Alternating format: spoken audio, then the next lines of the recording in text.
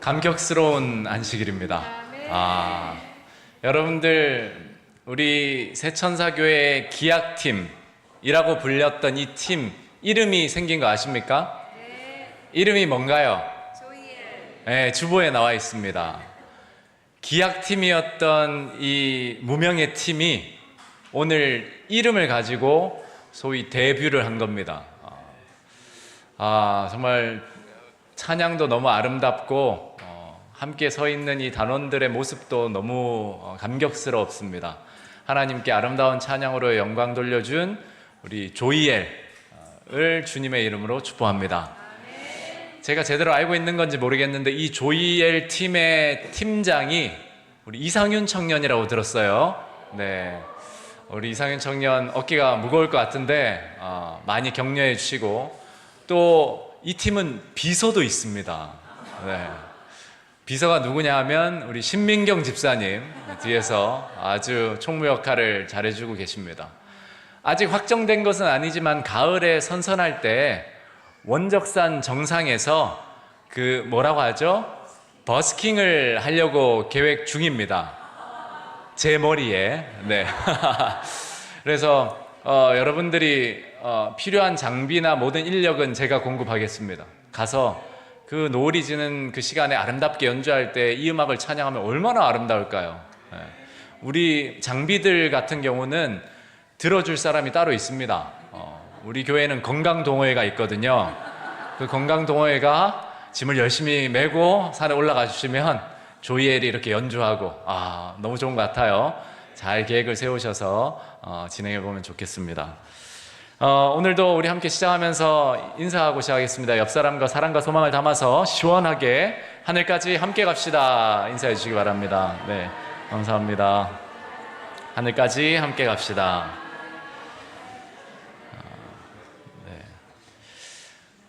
새천사교회 담임으로서 단상에 서서 설교할 때 참 감사한 사실이 하나 있습니다.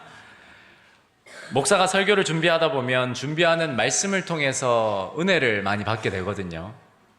그런데 설교자로서 큰 도전이 무엇인가 하면 내가 이 본문 속에서 받은 은혜를 성도들이 어떻게 하면 동일하게 또 더 크게 받게 할 수 있을까? 이게 큰 도전이에요. 물론 이 일은 성령께서 하시는 일이지만 여전히 설교자에게 큰 도전입니다. 그런데 새천사교회에서 참 감사한 것은 우리 교회는 대부분의 성도들이 소그룹을 통해서 설교자인 제가 읽고 묵상한 본문과 예언의 신을 먼저 읽고 묵상하고 나눈 후에, 그렇게 개인적으로 은혜를 받은 후에 이 자리에 모인다라는 사실입니다. 그러면 설교자는 정말 한결 가벼운 마음으로 설교를 할 수가 있어요. 더 열심히 말씀을 전할 수 있게 되고, 그래서 그 사실이 설교단에 쓸 때마다 굉장히 감사합니다.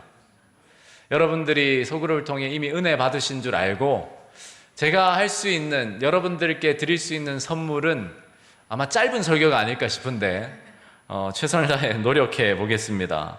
그러나 이미 말씀으로 은혜 받고 나눈 후에 모인 우리지만 은혜 위에 은혜를 주신다라는 말씀처럼 그리스도의 충만하신 임재가 이 시간 함께하길 예수님 이름으로 축복합니다. 오늘 우리가 살펴볼 본문은 마태복음 4장 1절에서 4절로 그리스도께서 광야에서 40일간 금식하고 기도하신 직후에 사단이 그분을 3번 시험한 사건에 관한 것입니다. 특별히 그 중에서도 오늘은 첫 번째 시험과 관계된 내용을 다룹니다. 먼저 본문을 봉독하겠습니다. 그때 예수께서 성령에게 이끌리어 마귀에게 시험을 받으러 광야로 가사 40일을 밤낮으로 금식하신 후에 줄이신지라.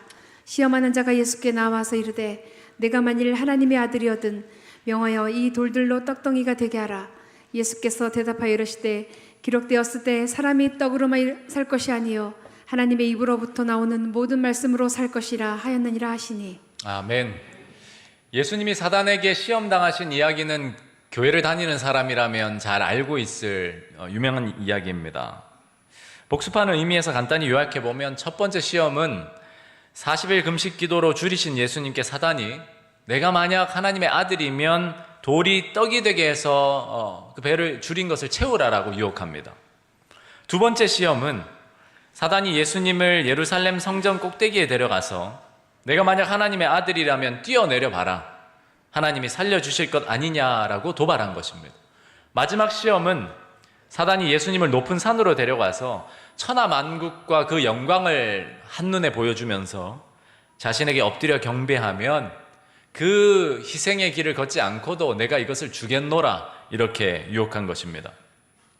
오늘 본문과 이번 주 시대의 소망 묵상장인 12장은 그중 첫 번째 시험에 관한 내용을 다루고 있습니다. 그런데 여러분, 이번 주 시대의 소망을 자세히 묵상하신 분들은 이미 발견하신 내용일 텐데 12장에는 이런 내용이 기록되어 있어요.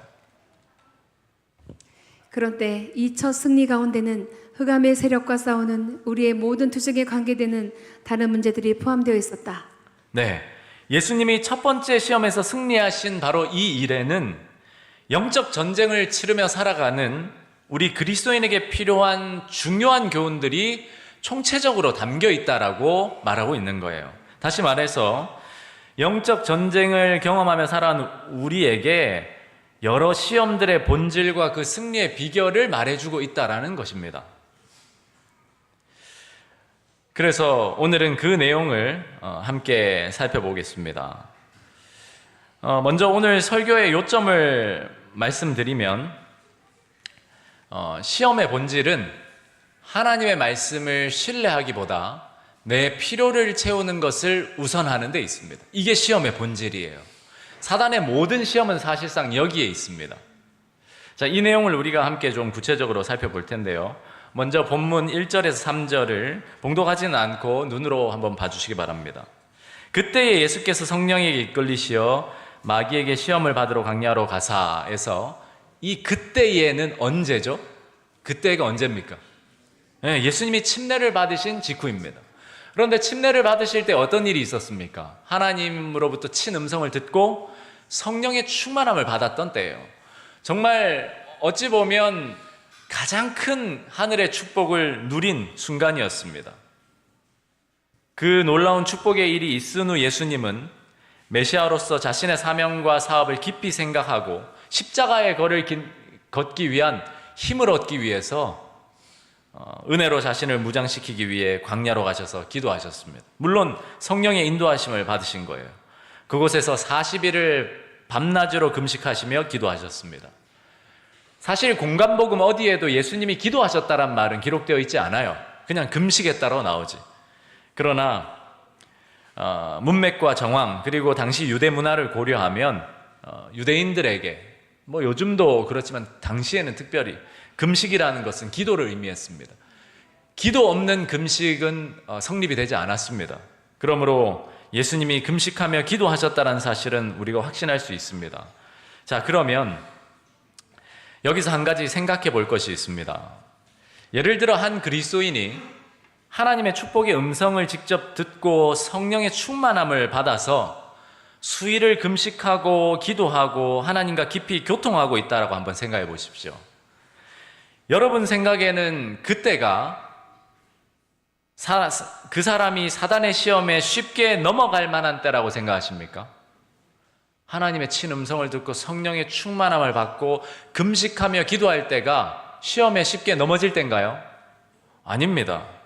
오히려 우리가 생각할 때는 굉장히 든든히 믿음 위에 설 때입니다. 극단적인 질문으로 여러분이 만약에 사단이라면 한 그리스도인을 유혹해서 넘어뜨려야 할 때 언제 하시겠습니까?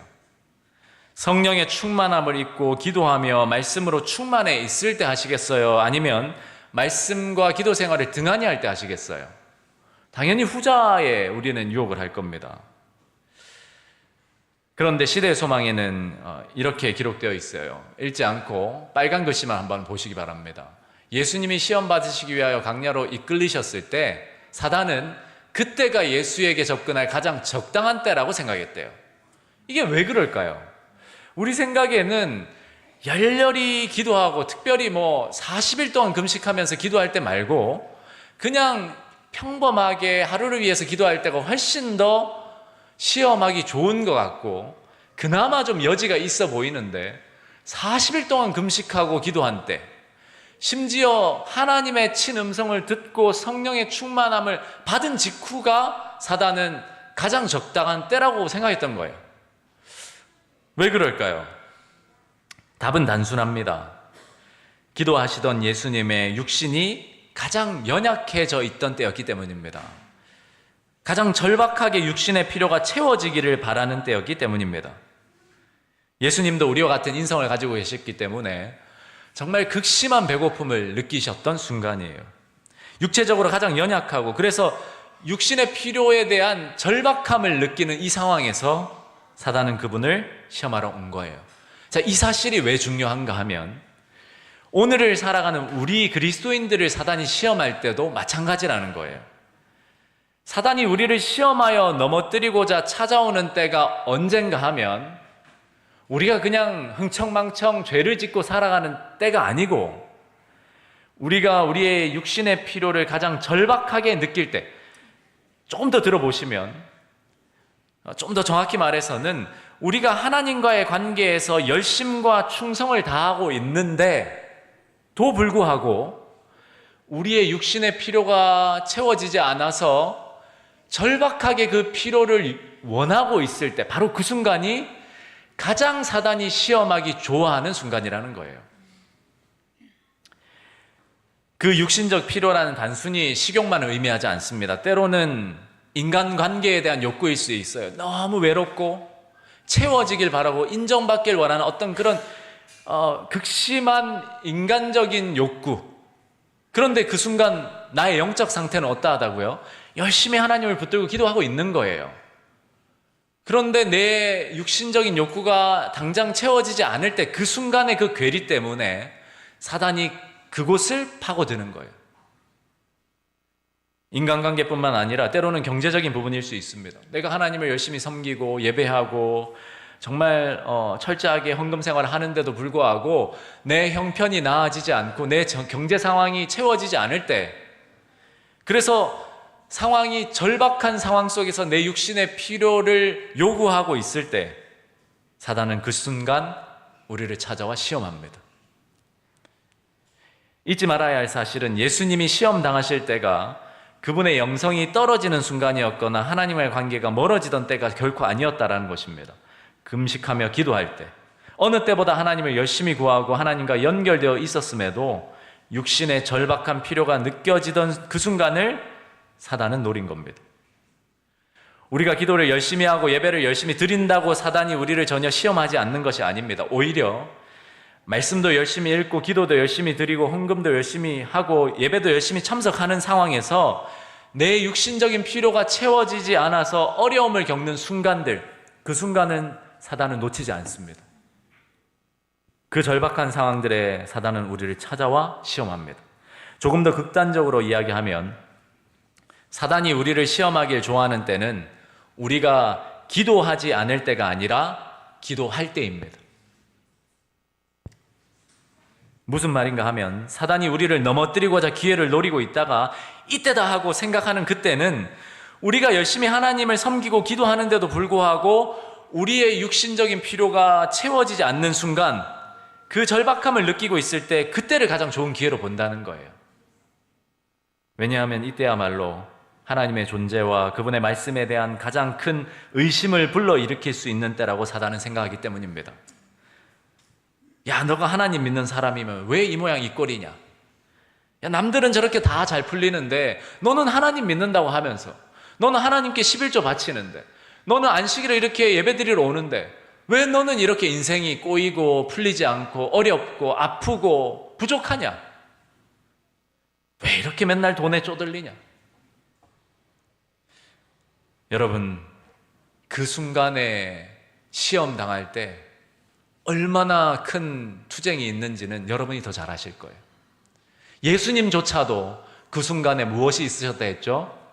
그 마음에 투쟁이 있었다고 하잖아요. 차라리 하나님 안 믿고 흥청망청 세상적으로 살던 이름표만 그리스도인이라 달고 그냥 막 사는 사람에게는 사실 사단은 이런 교묘한 아주 기만적인 시험을 하지 않습니다. 그냥 소위 이런저런 유혹거리만 던져주면 알아서 넘어져요. 그런데 절박하게 하나님을 붙드는 사람은 사단이 언제 보냐면 그 육신의 필요가 채워지지 않은 그 순간, 야, 하나님 계시는 거 맞아?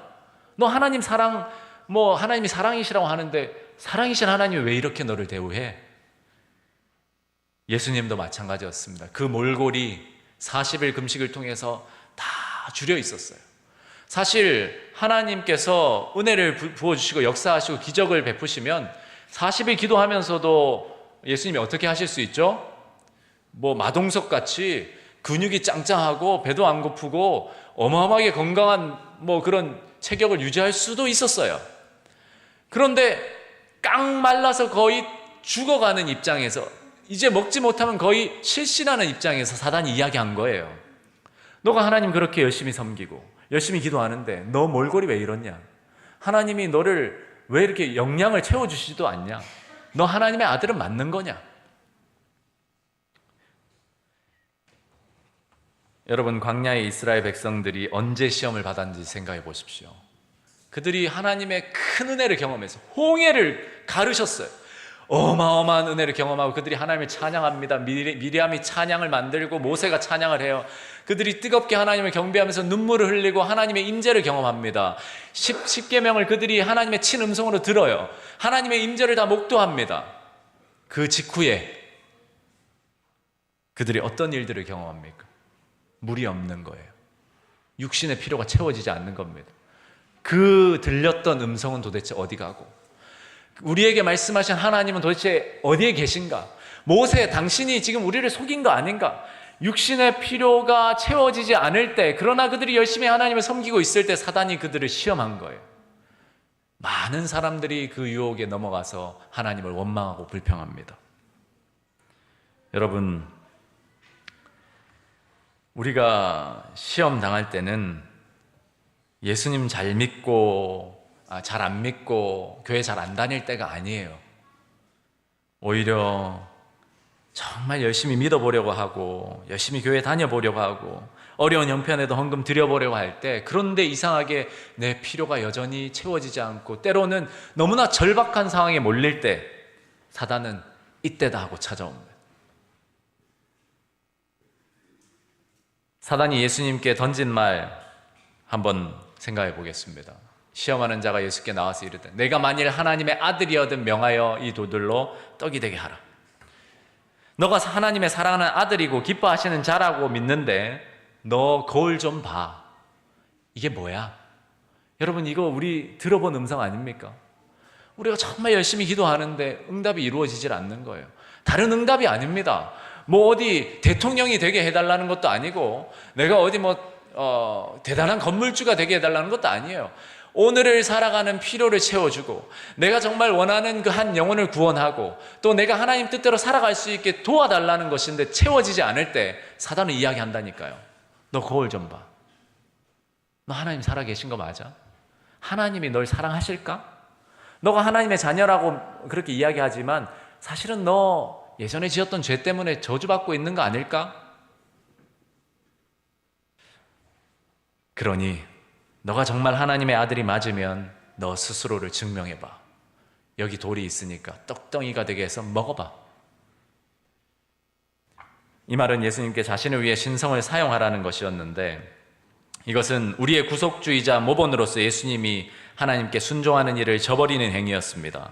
그리고 하나님이 이미 예수님의 침례식 때에 이는 내 사랑하는 아들이요 내 기뻐하는 자라는 말씀을 주셨는데 그 말씀에 대한 불신을 나타내는 행위였어요.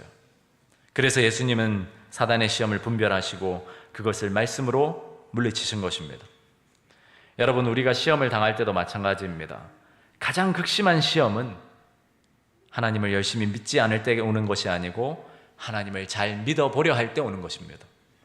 그러나 우리가 늘 잊지 말아야 할 사실은 하나님께서 모든 상황을 알고 계시고 우리가 당하는 시험을 보고 계신다는 것과 그분을 전적으로 의지하면 그분이 반드시 약속하신 것처럼 우리를 도와주신다라는 사실입니다.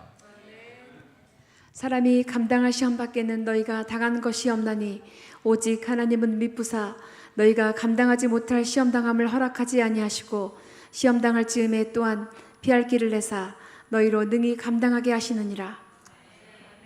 우리가 열심히 기도하는데도, 열심히 하나님을 섬기기 위해 헌신하는데도 내 삶의 절박한 필요가 채워지지 않을 때 그때 사단이 우리를 분명히 시험할 겁니다. 그러나 그때에 사단이 우리에게 주는 생각을 받아들이며 사는 것이 아니고 하나님의 약속의 말씀을 붙들고 하나님께서 우리를 도우실 것을 신뢰하고 다시 믿음의 걸음을 한 걸음 나아가시는 저와 여러분들 되시길 바랍니다. 두 번째로 살펴볼 부분은 사단이 예수님께 한 말, 다시 3절입니다. 시험하는 자가 예수께 나와서 이르되 내가 만일 하나님의 아들이거든 명하여 이 돌들로 떡덩이가 되게 하라. 여러분, 사단이 예수님께 한 말을 단순히 표면적으로만 보면 악하거나 틀린 말이 있습니까? 없습니까? 그냥 표면적으로만 보면 없어요. 예를 들어 여러분이 한 사람을 만났는데 그 사람이 배가 고파 죽겠다고 하는 거예요. 그런데 그 사람이 돈이 몇천 원 그 손에 쥐고 있는 거예요. 그래서 여러분이 그 돈으로 빨리 편의점 가서 빵 사 먹으세요라고 이야기를 합니다. 그 말이 악한 말인가요? 악한 말 아니에요. 예수님은 능력이 있으셨잖아요. 그러니까 사단이 줄여서 거의 실신하기 직전 예수님께 그 돌들로 떡덩이가 되게 해서 드세요라고 말한 것이 표면적으로만 보면 악한 말이거나 이치에 맞지 않는 말이 아니란 말이에요. 합리적인 말, 논리적인 말, 세상 이치에 맞는 말입니다. 그러나 여러분, 사단의 유혹이 바로 이와 같습니다. 떡 만들어 드세요 라고 예수님께 한 말인데 표면적으로 보면 나쁜 말, 악한 말, 이치에 맞지 않는 말이 아닌데 사단의 말에는 언제나 시험의 본질이 숨어 있습니다. 사단은 언제나 하나님의 품성과 그분의 약속의 말씀에 대한 의심을 일으킵니다. 사단이 뱀으로 가장해서 하와를 유혹할 때에 하나님을 직설적으로 욕했습니까? 아니에요. 야, 하나님 말이지 아주 악하고 고약한 분이야. 절대 하나님 말 듣지 마. 너 하나님 말 들으면 고생하다 죽어. 이런 말 하지 않았어요. 오히려 하나님이 참으로 너희에게 동산 모든 나무의 열매를 먹지 말라 하시더냐? 그냥 질문만 한 거예요. 뭐 부정하지도 않았고 그렇냐? 물었어요. 그러면서 너희가 결코 죽지 않는다. 너희가 그것을 먹는 날에는 너희 눈이 밝아져 하나님과 같이 선악을 알게 된다. 그런데 창세기를 잘 보시면 아담과 하와가 그 선악과를 먹고 난 다음에 하나님이 뭐라 말씀하시냐면 이들이 우리와 같이 선악을 알게 되었다라고 말씀하세요. 그렇죠? 그러니까 표면적으로 보면 사단의 말이 맞는 것 같아요. 그리고 실제로 하와가 그것을 먹었는데 눈으로 보기에는 하와가 죽었습니까? 안 죽었습니까? 죽지 않았어요. 사단의 말은 늘 맞는 말처럼 들립니다. 여러분, 사단은 우리에게 유혹할 때 절대 없는 말, 악한 말 하지 않습니다. 합리적인 말, 아주 그럴싸한 말, 이치에 맞는 말을 해요. 그러나 하와는 그 선악과를 먹음으로써 하나님을 불신하게 되고 불신하면서 그 선악과를 먹게 되고 그 결과는 하나님의 생명으로부터 분리되어 그 순간 영적으로 죽게 되었습니다.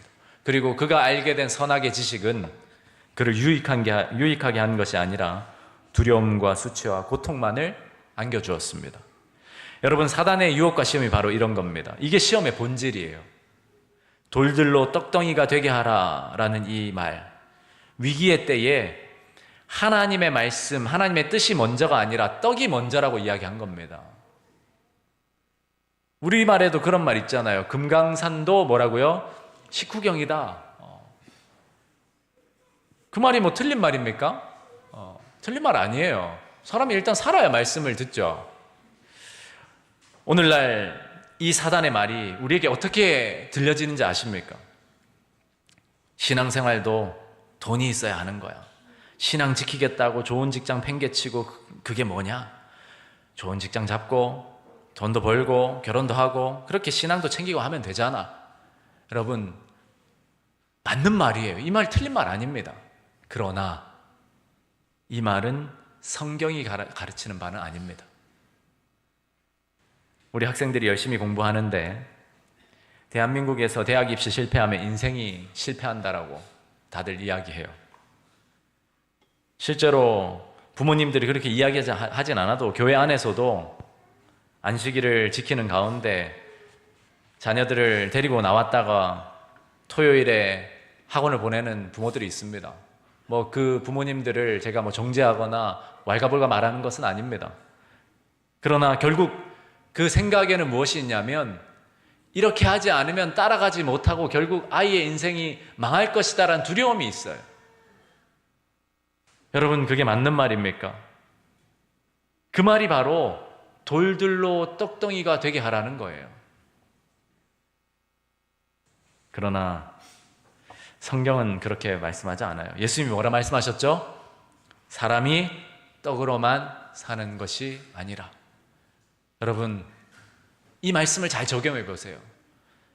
야, 돈이 있어야 신앙을 하지. 여러분, 사람이 돈으로만 사는 것이 아니라 하나님의 말씀으로 삽니다. 그래도 공부 잘해서 좋은 대학 가야 신앙도 의미가 있지. 여러분, 입시와 좋은 대학도 먼저가 아닙니다. 사람이 그것으로만 사는 것이 아니라 하나님의 말씀으로 살아요. 그것이 우선입니다. 성경에 보면 시편에 이런 아름다운 글이 있습니다. 주의 궁정에서의 한날이 다른 곳에서의 첫날보다 나은즉 악인의 장막이 사는 것보다 내 하나님의 성전 문지기로 있는 것이 좋사오니. 정말 아름다운 말이지 않습니까? 물론 열심히 공부하는 거 중요합니다. 여러분, 오해하시면 안 돼요. 성경은 절대로 우리 인생의 어떤 가치관에 대해서 또 물질에 대해서 악하다 이야기하지 않습니다. 돈에 대해서도 경제관념을 오히려 성경은 더 잘 설명해 줍니다. 정당한 방법으로 벌어들인 수입에 대해서는 하나님의 축복이라 여겨요. 그리고 성경의 가르침들도 할 수 있는 만큼 벌고 할 수 있는 만큼 저축하고 할 수 있는 만큼 나누라는 것이 성경의 요지입니다. 그러나 그것이 우선순위가 되어서는 안 된다는 거예요. 하박국에는 이런 말씀이 있습니다. 비록 무화과 나무가 무성하지 못하며 포도나무에 열매가 없으며 감람나무에 소출이 없으며 밭에 먹을 것이 없으며 우리의 양이 없으며 외양간에 소가 없을지라도 나는 여호와로 말미암아 즐거워하며 나의 구원의 하나님으로 말미암아 기뻐하리로다. 주 여호와는 나의 힘이시라. 나의 발을 사슴과 같게 하사 나를 나의 높은 곳으로 다니게 하시리로다. 아멘. 여러분, 이러한 찬양이 우리 신앙의 믿음의 고백이 되길 간절히 소망합니다. 사실 예수님이 하신 이 말씀은 신명기서를 인용하신 거예요. 신명기를 보면 너를 낮추시며 너를 줄이게 하시며 또 너로 알지 못하며 내 조상들도 알지 못하는 만나를 내게 먹이신 것은 사람이 떡으로만 사는 것이 아니요 하나님 여호와의 입에서 나오는 모든 말씀으로 사는 줄을 내가 알게 하려 하심이니라. 이 말씀이 있었어요. 이게 무슨 말이냐 하면 내가 기도하고 하나님을 열심히 섬기는데도 내 육신의 필요가 채워지지 않는 그 순간을 하나님이 허락하시는 이유가 세상을 사는 것이 하나님의 말씀으로 사는 것임을 가르치게 배우게 하시기 위함이라는 겁니다. 지금 내 필요가 채워지지 않아요. 나는 열심히 하나님을 섬기는데 그게 경제적이든 인간관계이든 또는 음식의 문제이든 무엇이든 그 순간을 하나님이 허락하신 이유가 뭡니까? 그 순간에 사단이 파고드는데도 하나님이 그 순간에 우리가 시험 당하도록 허락하신 이유가 뭡니까? 우리가 사는 인생이 하나님의 말씀으로 사는 인생임을 배우게 하시기 위함입니다. 여러분, 우리가 절박함을 경험하게 되는 것은 하나님의 통제 안에서 일어나는 일이에요. 본문을 보면 아시겠지만 4장 1절에 보시면 예수님께서 성령에게 이끌리어 시험을 받으러 가셨다라고 이야기해요. 여러분, 시험과 유혹을 잘 구분하셔야 됩니다. 시험은 하나님께서 허락하시는 것이고 유혹은 사단이 우리를 넘어뜨리기 위해서 행하는 일이에요. 같은 의미가 다 내포되어 있지만 전혀 달라요. 우리는 시험을 받는 겁니다. 하나님이 통제하고 계세요. 우리가 절박함을 경험하게 되는 것은 하나님의 통제 안에서 일어나는 일입니다. 중요한 것은 이 절박함 가운데서 우리가 무엇을 배우는가입니다. 우리는 사람이 떡으로만 사는 것이 아니라 하나님의 말씀으로 사는 것임을 배워야 합니다. 사단의 말은 합리적이고 논리적이고 세상 이치에 맞는 말이지만 그의 말에는 독이 들어있고 바이러스가 들어있습니다. 그 말을 따르면 하나님과 분리되고 멀어지게 되어 있습니다. 늘 사단은 기만적으로 우리를 속여왔어요. 물질 만능주의, 돈이 최고야, 명예가 최고야, 합리주의, 상대주의, 너도 맞고 쟤도 맞고 나도 맞고. 여러분, 사단의 이러한 기만은 이상한 것이 아닙니다. 이것은 이상한 일이 아니니라. 사탄도 자기를 광명의 천사로 가장한다고 성경은 이야기해요. 광명의 천사로 가장한다는 말은 외모뿐만이 아니고 그의 말이 아주 우리가 듣기에 합리적으로 들리고 아름답게 들린다는 이야기예요. 그러므로 우리가 하나님의 진리의 말씀으로 무장되어 있지 않으면, 예수님처럼 하나님의 말씀으로 채워지지 않으면 사단의 이런 미혹과 기만을 절대 분별하지 못합니다. 다 넘어가게 돼 있어요. 그러므로 세상의 합리적인 말보다 성경의 거룩한 말씀을 우선에 두고 따르는 저와 여러분들 되시기를 간절히 기도합니다. 마지막으로 살펴보고자 하는 것은 예수님이 사단에게 하신 말씀입니다. 예수께서 대답하여 이르시되 기록되었을 때 사람이 떡으로만 살 것이 아니요 하나님의 입으로부터 나오는 모든 말씀으로 살 것이니라 하였느니라 하시니. 아멘. 사람이 떡으로만 살 것이 아니오에서 이 만을 잘 생각해 보십시오. 사단의 말을 듣고 예수님이 반박하신 거예요. 결국 쉽게 말하면 사단이 한 말의 저의가 뭐냐면 결과적으로는 사람은 떡으로만 살아야 된다, 이 말을 하고 있는 거예요. 그 말에 대한 반박으로 사람이 떡으로만 살 것이 아니라고 분명히 짚으신 거예요. 사단이 아무리 합리적으로 이야기하고 이치에 맞는 말을 하는 것 같아도 결과적으로는 사단이 하는 말은 하나님보다 떡이 중요하고 떡으로만 살 수 있다라고 이야기하는 것과 같아요. 여러분, 그러나 성경에는 우리 인생에 필요한 모든 유익한 원칙들이 담겨 있습니다. 그리고 예수님은 떡으로만 살 것이 아니요 이 말씀에서 떡의 중요성을 무시하지 않았어요. 떡도 필요하다는 걸 인정하셨어요. 그러나 무엇이 우선되어야 하는지를 분명히 하신 겁니다. 하나님의 말씀이 언제나 우리에게 우선이 되어야 합니다. 우리가 시험의 본질을 간파하고 그것을 대항하는 유일한 방법은 아무리 절박한 상황이라도 하나님이 원하시지 않는 일을 절대 하지 않는 것, 하나님의 말씀을 최우선에 두는 것입니다. 오주가 주목하는 가운데 그는 하나님의 뜻에서 조금이라도 떠나는 것보다는 어떤 어려운 일이 닥치더라도 그것을 당하는 것이 더 가벼운 재앙이라는 것을 증거하셨다. 구약 선지자 아모스 시대에 아모스가 이런 말씀을 기록했습니다. 주 여호와의 말씀이니라. 보라, 날이 이를지라 내가 기근을 땅에 보내리니 양식이 없어 주림이 아니며 물이 없어 가람이 아니요 여호와의 말씀을 듣지 못한 기갈이라. 네, 여러분, 아모스 시대는요 북방 이스라엘과 남방 유다가 가장 번영하던 시기였습니다. 그 당시에 북이스라엘은 여로보암 2세, 남방 유다는 우시아 왕이었는데 모두가 안정기였고 장기 집권기였고 경제가 어마어마하게 번영했어요. 모든 것이 풍족했어요. 그래서 이 말을 한 거예요. 물이 풍족하고 양식이 풍족했던 때입니다. 그런데 겉으로는 그렇게 모든 것이 번영되었지만, 그리고 예배도 늘상 드리던 대로 잘 드려진 것 같았지만 사실은 하나님의 말씀이 차순위에 있었어요. 그러다 보니까 모든 것이 무너졌어요. 부자들은 사치하고 가난한 자는 착취당하고 사회적 정의가 무너지고 불의가 가득했고 제사와 예배제도가 있었지만 형식적인 종교생활과 우상숭배가 혼합되어 있었습니다. 성적 타락과 뇌물, 사법의 부정들이 만연했어요. 말씀이 우선되지 않으니까 그들의 번영이 유익이 되지 못한 거예요. 그래서 아모스 선지자가 이 말씀으로 책망한 거예요. 여러분, 저와 여러분들이 21세기의 번영의 시대를 살고 있다고 생각합니다. 그러나 이 시대가 번영한 것보다 더 중요한 것은 우리 삶에 하나님의 말씀이 얼마나 번영해 있는가예요. 여러분은 하나님의 말씀을 어떤 순위에 두고 사십니까? 오늘부터 성경학교가 열리는데 저는 우리 교사들에게 부탁드립니다. 아이들에게 인생에 있어서 돈이 전부고 공부가 전부가 아니라 하나님과 그분의 말씀이 우선이 되어야 함을 가르쳐 주시기 바랍니다. 저는 시대의 소망 이번 12장을 묵상하면서 이 말씀이 가장 마음에 많이 와닿았어요. 예수께서는 성경 말씀으로 사단을 대항하셨다. 그는 기록하였을 때라는 말씀하셨다. 시험당할 때마다 그의 싸움의 무기는 하나님의 말씀이었다.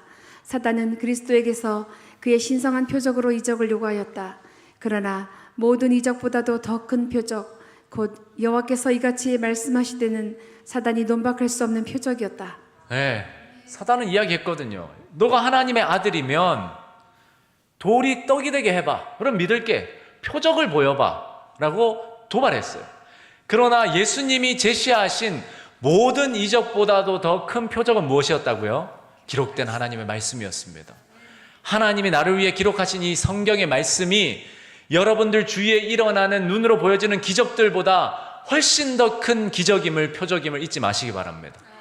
누군가 여러분들에게 하나님이 당신을 사랑하는 그 증거를 보여달라고, 당신의 삶은 왜 이 모양이냐고 그렇게 도전하고 도발할 때 여러분들이 하실 수 있는 가장 큰 기적의 이야기는 바로 기록된 성경 말씀입니다. 여러분, 이 표적보다 더 큰 표적을 우리에게 주신 일이 없습니다. 마지막 시대에 우리는 대쟁투의 싸움을 싸워야 하고, 이 대쟁투의 종막이 이를 때에는 우리는 분명히 많은 핍박을 받게 될 것이라고 예언하고 있습니다. 그때에 많은 하나님의 자녀들이 먹을 것과 입을 것에 대한 그 핍절함을 느끼게 되는 순간이 온다라고 했어요. 매매하는 일이 어려워지고 모든 공급이 끊겨서 살 길이 없어지는 것처럼 보일 때 사단은 분명히 시험할 겁니다. 남은 물이라고 하는데 하나님이 과연 너를 지키시냐? 너 이렇게 살다 죽는 거 아니냐? 적당히 타협하면서 살아야 신앙도 하는 거 아니냐라고 할 때 우리는 무엇이라고 이야기하겠습니까? 오늘 예수님께서 하신 말씀, 사람이 떡으로만 살 것이 아니요 하나님의 모든 말씀으로 살 것이라는 그 고백이 우리의 신앙 고백이 되기를 간절히 소망합니다. 말씀을 마무리하면서 여러분들께 한 가지 숙제이자 도전을 좀 드리고 싶습니다. 어떻게 하면 우리가 하나님의 말씀으로 잘 무장될 수 있을까? 이미 우리가 소그룹 사역을 통해서 많이 해오고 있는데요. 저는 여러분들과 함께 하고 싶은 게 있어요. 바로 말씀을 암송하는 겁니다. 그런데 말씀을 암송하는 것이 뭐 새로운 건 아니에요. 뭐 13기억절, 52기억절도 있고 우리가 늘 외우니까. 그런데 하는 분만 하고 또 하고 나면 금방 잊어버려요. 어떻게 하면 이것을 잘 기억하게 할 수 있을까? 우리가 함께 성경을 읽고 함께 묵상을 하고 있잖아요. 그리고 그것을 가지고 제가 설교를 하니까 설교에는 늘 본문이 나옵니다. 핵심 성경절. 그렇다면 오늘 본문은 뭐죠? 4장 4절이었어요. 낭독절이. 그렇죠? 4장 4절이 무엇이었습니까? 네, 사람이 떡으로만 살 것이 아니요 하나님의 모든 말씀으로 살 것이니라. 이 한 절의 말씀 또는 두 절의 말씀을 매주 설교한 이후에 그 다음 주에 우리가 이 말씀을 함께 암송하면 좋겠어요. 그럼 설교 내용도 잘 기억되고 범위도 많지 않아요. 한 주에 한 절 외우는 건데 많아야 두 절. 서로 외우면서 멘토와 멘토끼리 서로 복습하고 암송을 점검하고 때로는 뭐 우리 교회 게시판에 이렇게 글로써 올리기도 하고 쓰기도 하고 그렇게 외우면 1년이면 몇 절이죠? 52절. 여러분 52기억절 외워보셨습니까? 그렇게 자연스럽게 외워지는 거예요. 그런데 그 절들이 얼마나 소중한 절들입니까? 설교에서 가장 엑기스만 뽑은 절들이에요. 가장 핵심입니다. 저는 여러분들과 성경을 암송해 나가기를 도전드립니다. 목회부에서 잘 준비해 보겠습니다. 이 사역을. 그래서 우리의 마음에 말씀을 잘 새기고 담기 시작하면 사단의 이러한 유혹과 시험 가운데서도 우리가 예수님처럼 승리할 수 있게 되는 겁니다. 이러한 믿음의 운동이 우리 새천사 가족들에게 펼쳐지기를 간절히 소망합니다. 여러분, 저와 여러분들이 정말로 이 마지막 시대를 살아가면서 받는 여러 가지 시험 속에서 오늘 하나님의 음성을 기억하고 믿음으로 승리하기를 간절히 소망합니다. 시대의 소망 119편에 있는 말씀 기록된 글을 읽고 마치겠습니다. 예수께서는 처음부터 그가 사단인 줄 아셨으나 그와 투쟁할 충동은 받지 않으셨다. 하늘에서 들려온 음성을 기억함으로 힘을 얻은 그는 그의 아버지의 사랑을 신뢰하였다. 그는 시험과 협상하기를 원하지 않으셨다. 네, 하늘에서 들려온 음성, 즉 하나님의 말씀이었어요. 우리도 하나님의 말씀을 기억함으로 힘을 얻은 우리는 하나님의 사랑을 신뢰할 수 있고 승리할 수 있다는 겁니다. 그러므로 여러분 미루지 말고 우리 함께 하나님 말씀을 서로 암송하기로 해요. 이제 말씀을 서로 나눌 때에 서로 이야기해 보세요. 야, 이게 괜찮을까? 할만하니? 이런 얘기 하지 마시고 우리 하자. 지금이라도 서로 외우자. 얼마나 좋은 것이냐 서로 격려해 주시고 결심을 위해 서로 기도해 주시기 바랍니다. 네, 서로 이제 2사람 혹은 3사람씩 짝을 지으시고 오늘 들은 말씀, 나눈 말씀을 가지고 함께 서로를 격려해 주시면 감사하겠습니다.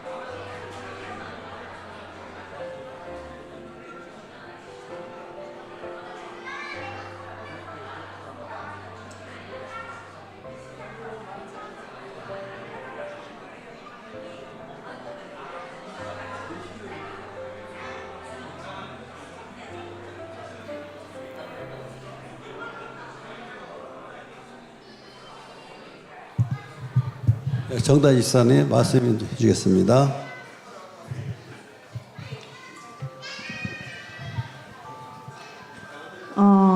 사람이 떡으로만 살 것이 아니요 하나님의 입으로부터 나오는 모든 말씀으로 살 것이라 하였느니라. 이 말씀을 통해서 저는 하나님의 말씀보다 제 배가 먼저 채워지면 오늘 하루 잘 살았다, 하나님 감사합니다, 이렇게 기도를 했었던 저녁 기도를 반성을 했습니다. 그리고 때로는 하나님 안에 있으면 하나님께서 잘 먹고 잘 살게 해주시겠지라고 안일하게 생각했었던 지난 저의 날을 반성했습니다.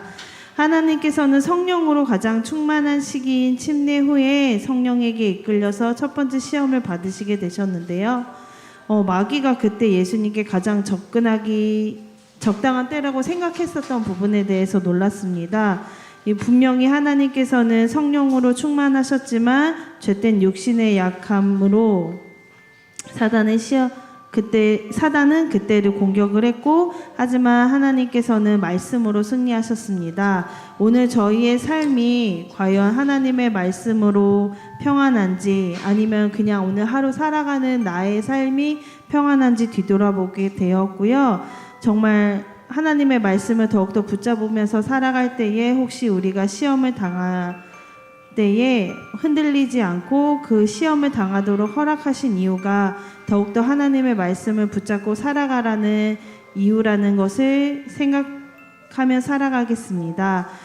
예수님께서 하나님의 말씀으로 승리하셨듯이 오늘 우리 성도님 여러분께서도 하나님의 말씀을 붙잡고 승리하는 하루가 되시길 바라겠습니다. 정다희 지사님 주님의 이름으로 축복합니다. 헌금 시간입니다. 내 하나님 여호와 곧 여호와께서 그의 이름을 두시려고 택하신 곳에서